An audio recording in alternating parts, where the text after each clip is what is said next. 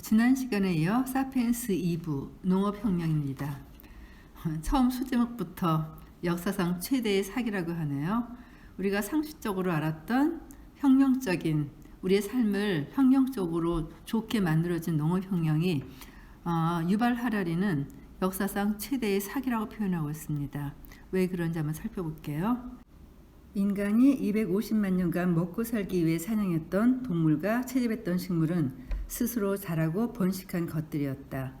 여기에 인간의 개입은 없었다. 호모 에렉투스, 호모 에르가스터, 네안데르탈인은 야생 무화과를 따고 야생 양을 사냥했다. 무화과 나무가 어디에 뿌리를 내려야 할지, 양떼가 어느 목초지에서 풀을 뜯어야 할지, 어느 순염소가 어느 암염소를 임신시켜야 할지에 대해선 인류는 아무것도 결정하지 않았다. 호모사피엔스는 동아프리카에서 중동으로 유럽과 아시아로 마지막으로 호주와 미 대륙으로 퍼져나갔다. 하지만 이들은 가는 곳마다 야생식물을 채취하고 야생동물을 사냥하면서 사는 방식은 유지했다. 현재의 방식으로 잘 먹고 살 수 있으며 풍성한 사회구조, 종교적 믿음, 정치적 역학의 세계를 잘 지탱할 수 있는데 굳이 왜 다른 것을 시도하겠는가? 이 모든 상황은 대략 1만 년 전 달라졌다. 이때부터 사피엔스는 거의 모든 시간과 노력을 몇몇 동물과 식물종의 삶을 조작하는 데 바치기 시작했다. 인간은 해 뜰 때부터 해 질 때까지 씨를 뿌리고 작물에 물을 대고 잡초를 뽑고 좋은 목초지로 양을 끌고 갔다. 이런 작업을 하면 더 많은 과일과 곡물과 고기를 얻게 되리라고 생각했던 것이다.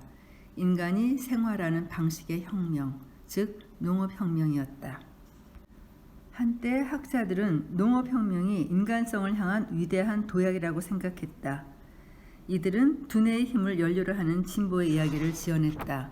진화는 점점 더 지능이 뛰어난 사람들을 만들어냈고 결국 사람들은 너무나 똑똑해져서 자연의 비밀을 파악하고 양을 길들이며 밀을 재배할 수 있게 되었으며 그게 가능해지자마자 지겹고 위험하고 종종 스파르타처럼 가혹했던 수렵 채집인의 삶을 기꺼이 포기하고 농부의 즐겁고 만족스러운 삶을 즐기기 위해 정착했다는 것이다. 이 이야기는 환상이다. 농업혁명 덕분에 인류가 사용할 수 있는 식량의 총량이 확대된 것은 분명한 사실이지만 여분의 식량이 곧 더 나은 식사나 더 많은 여유 시간을 의미하지는 않았다. 오히려 인구 폭발과 방자한 엘리트를 낳았다. 평균적인 농부는 평균적인 수렵 채집인보다 더 열심히 일했으며 그 대가로 더 열악한 식사를 했다. 농업혁명은 역사상 최대의 사기였다. 잠시 농업혁명을 미래 관점에서 생각해보자. 1만 년 전 밀은 수많은 잡초 중 하나일 뿐으로서 중동의 일부 지역에만 살고 있었다. 그러다가 갑자기 불과 몇천 년 지나지 않아 세계 모든 곳에서 자라게 되었다. 생존과 번식이라는 진화의 기본적 기준에 따르면 밀은 지구 역사상 가장 성공한 식물이 되었다. 어떻게 이 잡초는 그저 그런 식물에서 출발해 어디서나 자라는 존재가 되었을까? 밀은 호모 사피엔스를 자신의 이익에 맞게 조작함으로써 그렇게 해낼 수 있었다.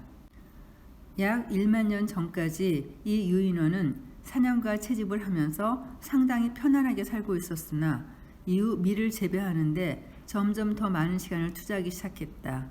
2000년도 채 지나지 않아 전 세계 많은 지역의 인간은 동이 틀 때부터 해가 질 때까지 밀을 돌보는 것 외에는 거의 아무 일도 하지 않게 되었다.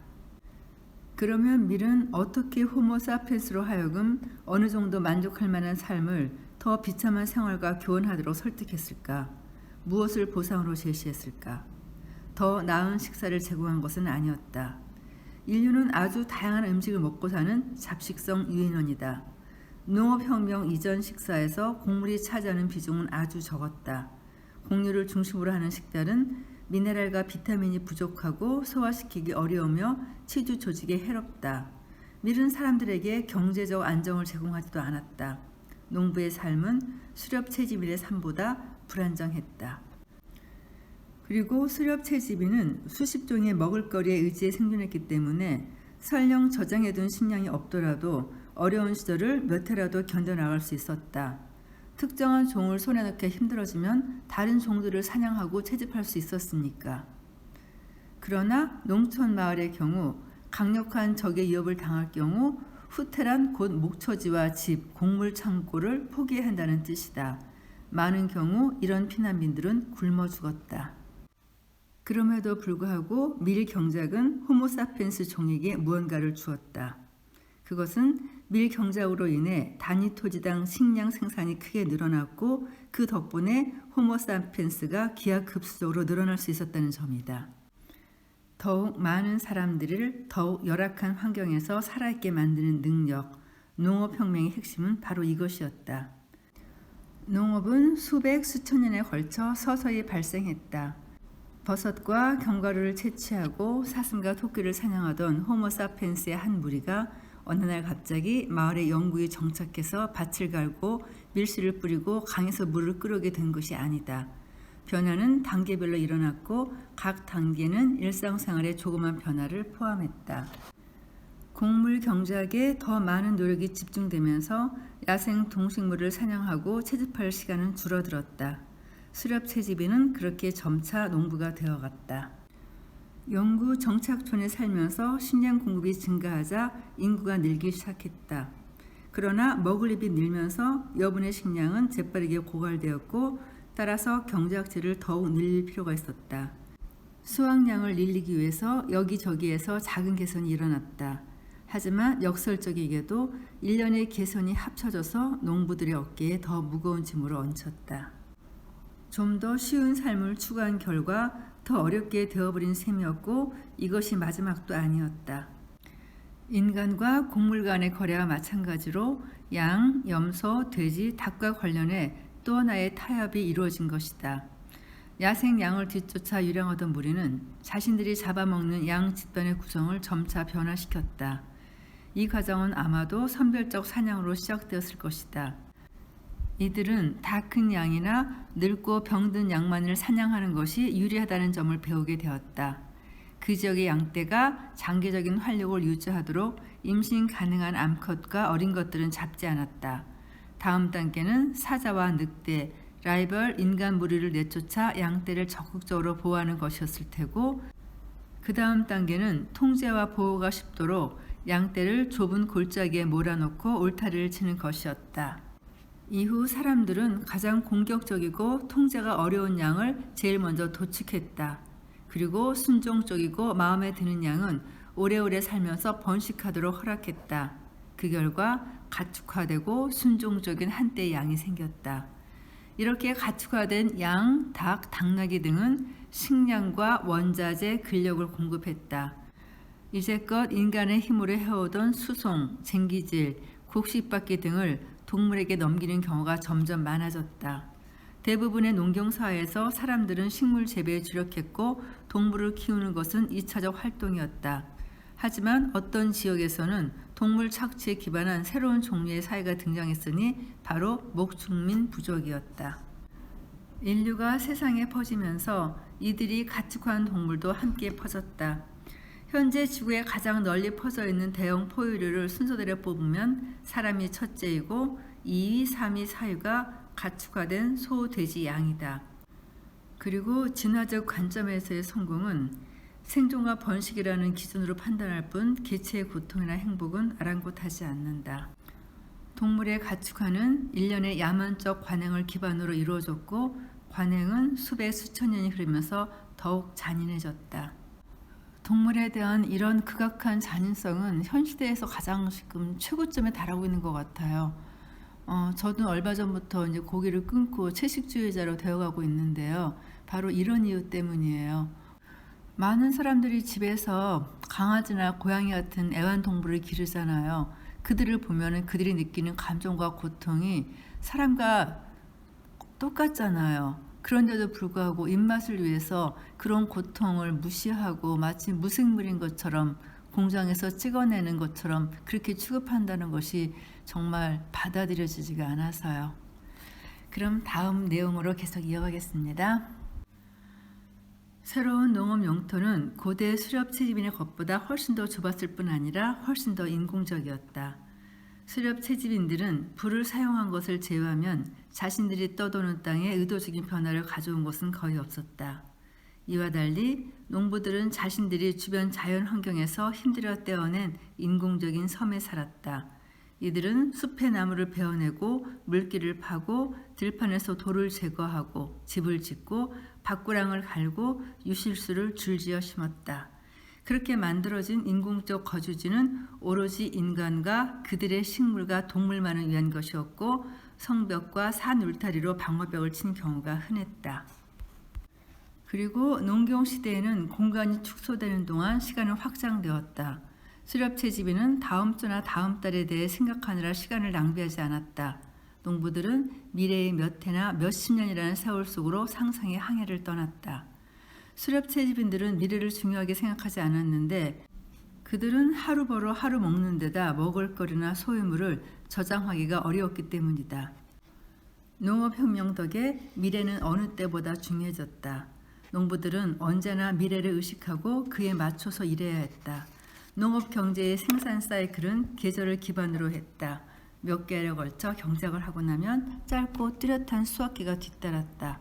풍성한 수확을 모두 끝마친 날 밤 농부들은 마음껏 축하를 할 수 있었지만 그로부터 한두 주일 이내에 다시 새벽에 일어나 들판에서 온종일 일하는 일상으로 돌아갔다. 식량은 오늘, 다음 주, 다음 달 먹을 것까지는 충분했지만 이들은 다음 해와 그 다음에 먹을 거리까지 걱정해야 했다. 농부들이 미래를 걱정한 것은 단순히 걱정할 이유가 더 많았을 뿐 아니라 미래에 대해 뭔가 할 수 있는 일이 있었기 때문이다. 그들은 더 많은 밭을 일구고 관계용 수로를 더 파고 더 많은 씨를 뿌릴 수 있었다. 근심하는 농부는 여름철 수확 기미만큼이나 정신없이 바쁘게 일했다. 농사 스트레스는 막대한 영향을 미쳤다. 그것은 대규모 정치사회 체제의 토대였다.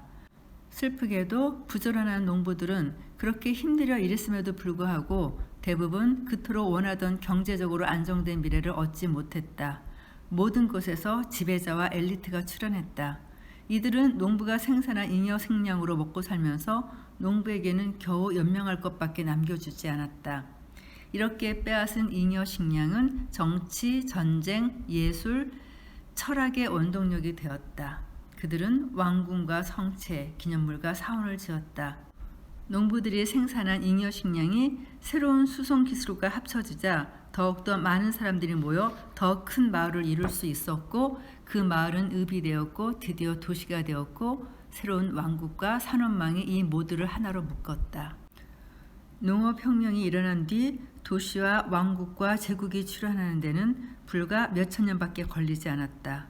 대규모로 협력하는 본능이 진화하기에는 너무나 짧은 시간이었다. 생물학적 협력 본능이 부족함에도 수렵 채집기에 수백 명의 사람들이 협력할 수 있었던 것은 공통의 신화 덕분이었다. 신화는 상상할 수 없을 만큼 강력한 힘을 지니고 있었다. 농업혁명 덕분에 밀집된 도시와 강력한 제국이 형성될 가능성이 열리자 사람들은 위대한 신들, 조상의 땅, 주식회사 등등의 이야기를 지어냈다. 그리고 인간의 상상력은 지구상에서 유례없이 거대한 협력의 네트워크를 만들어 나갔다.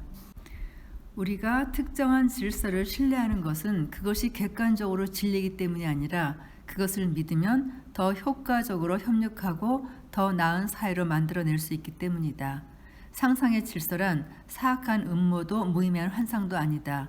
그보다는 아주 많은 사람들이 효과적으로 협력할 수 있는 유일한 방법이다. 나는 귀족, 평민, 노예가 날 때부터 다른 사람이 아니라는 사실을 알고 있다. 하지만 만일 그들이 다르다고 믿으면 우리는 더 안정되고 번영한 사회를 창조할 수 있을 것이다. 같은 원리로 볼테르는 신에 대해 이렇게 말했다. 신은 존재하지 않는다. 하지만 내 하인에게 그 이야기를 하지는 마라. 그가 밤에 날 죽일지 모르니까. 자연의 질서는 안정된 질서다. 설령 사람들이 중력을 믿지 않는다 해도 내일부터 중력이 작용하지 않을 가능성은 없다. 이와 반대로 상상의 질서는 언제나 붕괴의 위험을 안고 있다. 왜냐하면 그것은 신화에 기반하고 있고 신화는 사람들이 신봉하지 않으면 사라지기 때문이다. 상상의 질서를 보호하려면 지속적이고 활발한 노력이 필수적이다. 이런 노력 중 일부는 폭력과 강요의 형태를 띈다. 군대, 경찰, 법원, 감옥은 사람들이 상상의 질서에 맞춰 행동하도록 강제하면서 쉴 새 없이 돌아가고 있다. 하지만 상상의 질서는 폭력만으로는 유지될 수 없다. 진정으로 믿는 사람이 일부 있어야 한다. 여기에서 등장하는 것이 종교겠죠. 사람들로 하여금 기독교나 민주주의, 자본주의 같은 상상의 질서를 믿게 만드는 방법은 무엇일까? 첫째, 그 질서가 상상의 산물이라는 것을 결코 인정하지 않아야 한다. 사회를 지탱하는 질서는 위대한 신이나 자연법에 의해 창조된 객관적 실제라고 늘 주장해야 한다. 또한 사람들을 철저히 교육시켜야 한다. 그들이 태어나자마자 세상 만물에 스며들어 있는 상상의 질서 원리들을 끊임없이 주지시켜야 한다. 따라서 인문학과 사회과학은 상상의 질서가 정확히 어떻게 삶이라는 직물 속에 짜 넣어졌는지를 설명하는 데 많은 에너지를 쏟는다. 그러나 인간은 단순히 자기 DNA를 복사하고 이를 후손에 전해주는 것만으로는 사회 운영에 필요한 핵심 정보를 보존할 수 없다. 사피엔스의 사회 질서는 가상의 것이기 때문에 법과 관습, 절차와 예절을 지탱하려면 의식적인 노력이 있어야 한다. 그렇지 않으면 사회 질서는 빠르게 무너질 것이다. 수백만 년 동안 인간이 정보를 저장해온 장소는 단 하나, 자신의 뇌였다.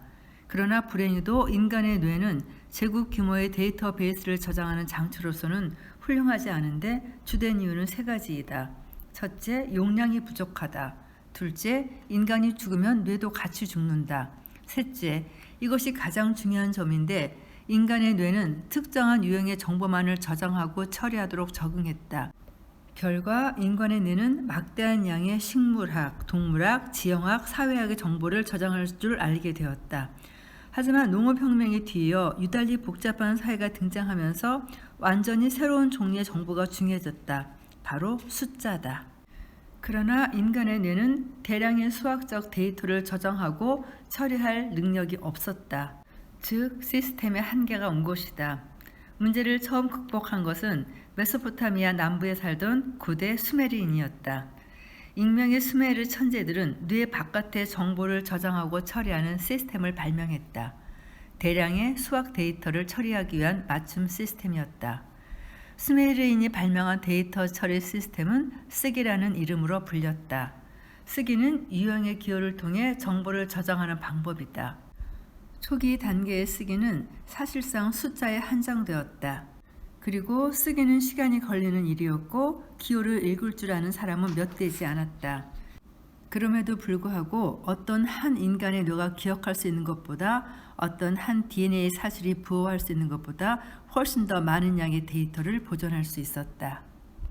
그러다가 마침내 메소포타미아 사람들은 단조로운 수학 데이터 이외의 것을 쓰고 싶어졌다.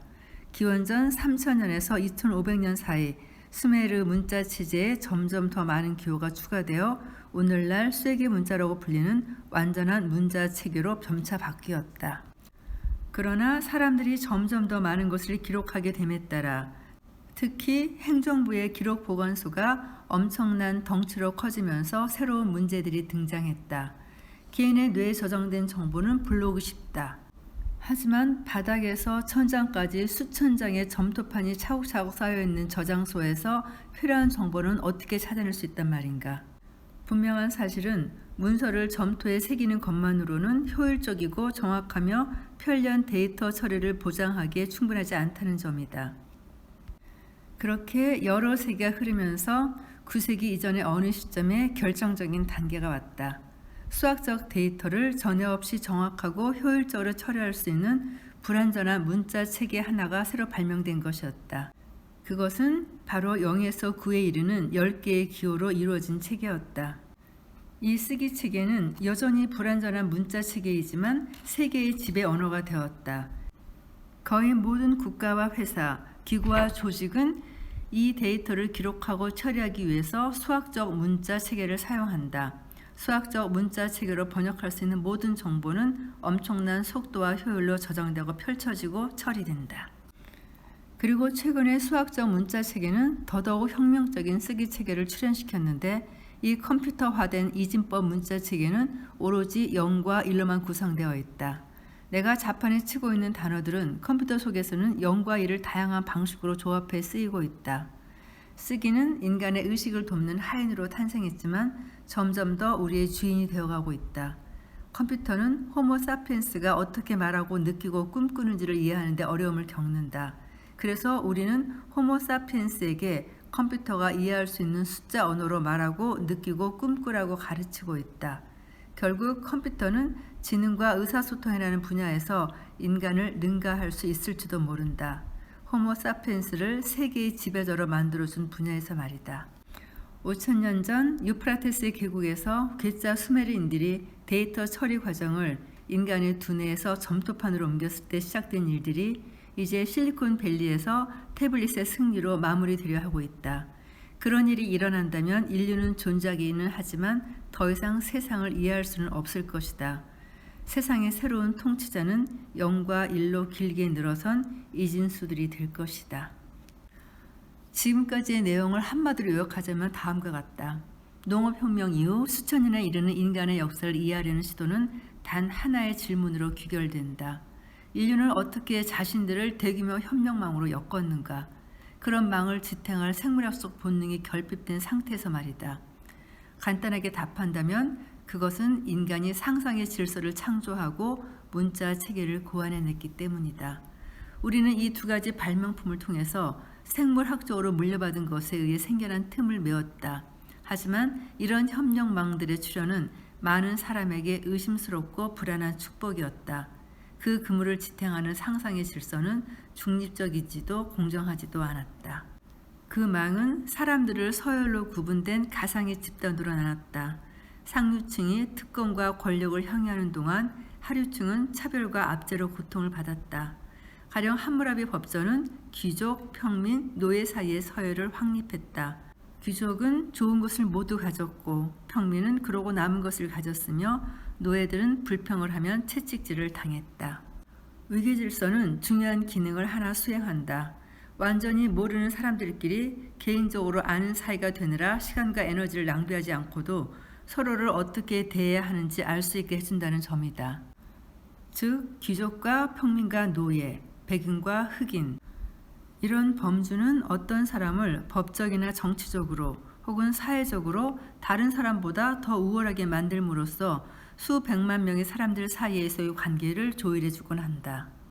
그렇게 해서 인도의 전통 사회는 카스트에 따라, 오토만 사회는 종교에 따라, 미국 사회는 인종에 따라 사람의 등급을 나누었다. 이렇게 모든 사회는 상상의 위계질서를 기반으로 한다. 그 차이는 어디에서 올까? 대부분의 경우 각각의 위계질서는 일련의 우연한 역사적 상황에서 비롯되었고 이후 여러 세대에 걸쳐 여러 집단들이 저마다 이해관계를 갖게 됨에 따라 영속성을 얻고 세련되어졌다. 즉 부당한 차별은 시간이 흐르면서 개선되는 것이 아니라 더욱 심해질 수 있다. 돈은 돈 있는 자에게 들어오며 가난은 가난뱅이를 방문하는 법이다. 교육은 교육받은 자에게, 무지는 무지한 자에게 돌아가기 마련이다. 대부분의 사회 정치적 차별에는 논리적, 생물학적 근거가 없으며 우연한 사건이 신화의 뒷받침을 받아 영속화한 것에 불과하다. 우리는 상상의 산물을 잔인하고 매우 현실적인 사회 구조로 바꿔놓은 사건들, 조건들, 권력 관계들을 연구해야만 비로소 그런 현상들을 이해할 수 있다. 그리고 바로 이 점이 우리가 역사를 공부해야 하는 훌륭한 이유 중에 하나이다. 그리고 이어지는 내용은 남녀의 구분이 상상의 산물일지 아니면 생물학적 뿌리가 깊은 자연스러운 구분일까에 대한 유발 하레의 생각입니다. 남녀 간의 문화적, 법적, 정치적 차이 중 일부는 성별에 따른 명백한 생물학적 차이를 반영한 것이다. 출산은 언제나 여성의 일이다. 남자는 자궁이 없기 때문이다. 하지만 모든 사회는 이런 보편적인 핵심 사실 주변에 생물학과 거의 관련 없는 문화적 개념과 규범을 층층이 쌓아 올렸다. 대부분의 그리스 사람들은 남성성의 필수 요소는 여성에게만 성적으로 끌리고 성관계도 여성하고만 하는 것이라고 생각한다. 그들은 이것을 문화적 편견이 아니라 생물학적 진실로 간주한다. 성별이 다른 두 사람의 관계는 자연스럽고 성별이 같은 두 사람의 관계는 부자연스럽다는 것이다. 하지만 사실을 말하자면 대자연은 남자끼리 서로 성적으로 끌리는 것에 전혀 개의치 않는다. 우리는 생물학적으로 결정되어 있는 것과 단지 사람들이 생물학적 신화를 통해 정당화하려고 노력하는 것을 어떻게 구별할 수 있을까? 양자를 구분하기 좋은 경험 법칙이 있는데 자연은 가능하게 하고 문화는 금지한다는 기준이다. 생물학은 매우 폭넓은 가능성을 기꺼이 받아들인다.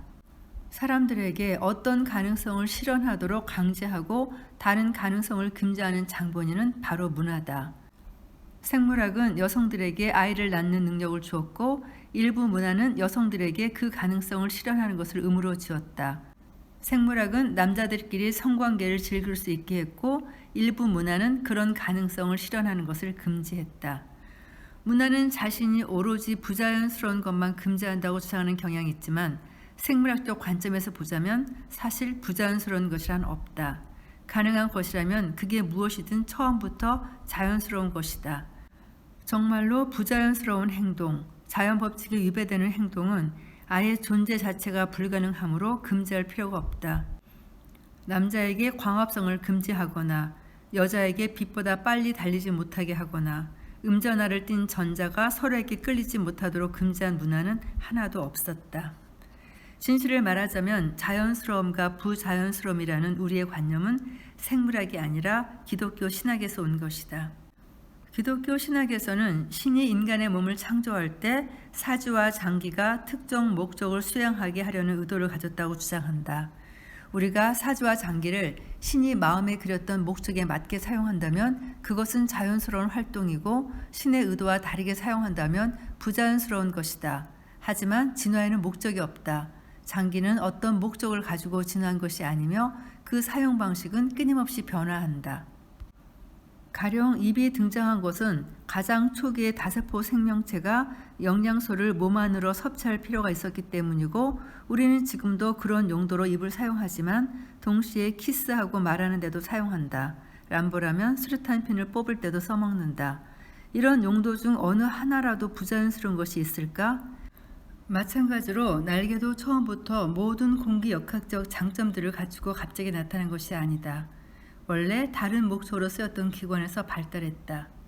한 이론에 따르면 곤충의 날개는 날지 못하는 벌레의 신체에서 돌출한 부위로부터 수백만 년 전 진화했다. 튀어나온 혹이 있는 벌레는 신체 표면적이 더 넓었고 덕분에 햇빛을 더 많이 흡수해서 체온을 따스하게 유지할 수 있다. 진화가 서서히 진행되면서 태양광 히터는 점점 더 커졌다. 햇빛을 최대로 흡수할 수 있는 구조는 우연히 다른 능력도 주었다. 달리고 점프할 때 약간 떠오르는 능력이었다. 어떤 곤충들은 이 부위를 이용해서 활강하기 시작했고 여기서 약간의 단계만 더 거치면 실제로 공기를 헤치고 날개해주는 날개가 된다. 다음번에 모기가 당신 귀 근처에서 앵앵거린다면 모기에게 그것은 부자연스러운 행위라고 비난해보라. 만일 그 모기가 하나님이 자신에게 준 것에 만족하는 착한 모기라면 날개는 태양광 집열기로만 쓸 테니까. 인간의 성기와 성행위에도 똑같은 멀티태스킹이 적용된다. 성관계는 당초 출산을 위해 진화했고 구애 행위는 잠재적 짝의 적응도를 측정하는 방법의 하나로 진화했다. 하지만 오늘날 많은 동물이 이 두 가지를 다양한 사회적 목적들에 이용한다. 예컨대 침팬지는 정치적 유대를 강화하고 친밀한 관계를 만들고 긴장을 완화하는 데 성관계를 이용한다. 이것이 부자연스러운 것인가? 보통 여성과 남성을 나누는 생물학적인 범주인 성과 문화적 범주인 젠더가 있다. 성은 남성과 여성으로 나누고 이 구분의 속성은 객관적이기 때문에 역사를 통틀어 변함없이 지속되어 왔다. 젠더는 남자와 여자로 구분되고 소위 남자다운 속성과 여자다운 속성의 내용이 상호 주관적이며 끊임없이 변화한다. 그리고 젠더는 이상한 경수와도 같아서 어떤 주자들은 아무리 경쟁해봐야 겨우 동메달만 딸 수 있다. 그러나 동물의 세계에서는 코끼리나 보노보처럼 의존적인 암컷들과 경쟁적인 수컷들 간의 역학관계의 결과로 먹건 중심의 사회가 나타나는 종이 많다. 암컷들은 외부의 도움이 필요하기 때문에 사회적 기술을 발달시켜야 했으며 협력하고 설득하는 방법을 배워야 했다. 이들은 암컷들로만 구성된 사회적 네트워크를 건설해서 서로 도우며 새끼를 키우게 됐고 수컷들은 싸우고 경쟁하는 데 시간을 보냈다. 그래서 수컷들의 사회적 기술과 사회적 유대는 발달하지 못했다. 이토록 보노보와 코끼리 사회는 협력적인 암컷들로 구성된 강력한 네트워크가 통제하고 자기 중심적이며 비협력적인 수컷들은 변방으로 밀려나게 되었다. 보노보와 코끼리가 이럴 수 있다면 호모 사피엔스가 못할 이유가 무엇일까? 사피엔스는 상대적으로 힘이 약한 동물이고 그 장점은 대규모로 협력하는 능력에 있다. 만일 그렇다면 여자들이 비록 남자에게 의존한다 할지라도 협력이라는 우월한 사회적 기술을 이용해 공격적이고 자율적이며 자기 중심적인 남자들의 허를 찌르고 조종하리라고 예상할 수 있다. 무엇보다도 협력 덕분에 성공한 종에서 협력성이 더 떨어진다는 개체들이 협력성이 더 뛰어나다는 개체들을 통제하는 일이 어떻게 벌어진 걸까? 현재로서는 명확한 답이 없다. 어쩌면 호모 사피엔스의 수컷들은 신체적 힘이나 공격성, 경쟁성이 특징이 아니라 사회적 기술이 우월하고 협력을 잘하는 것이 특징일지도 모른다. 다만 우리가 아는 것이 있다면 지난 세기를 거치면서 젠더의 역할은 커다란 혁명을 겪었다는 사실이다. 오늘날 점점 더 많은 사회가 남녀에게 동등한 법적 지위와 정치적 권리, 경제적 기회를 부여하고 있다. 그뿐만 아니라 젠더와 성에 대한 가장 기본적인 개념들은 완전히 다시 생각하고 있다. 이 장을 마무리하면서 다음 장으로 넘어가기 위한 질문을 하나 하겠다.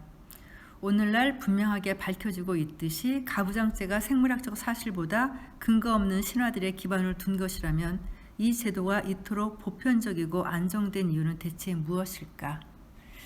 오늘 녹음 여기서 마치고요. 다음 시간 이어지는 제3부는 인류의 통합편입니다. 감사합니다.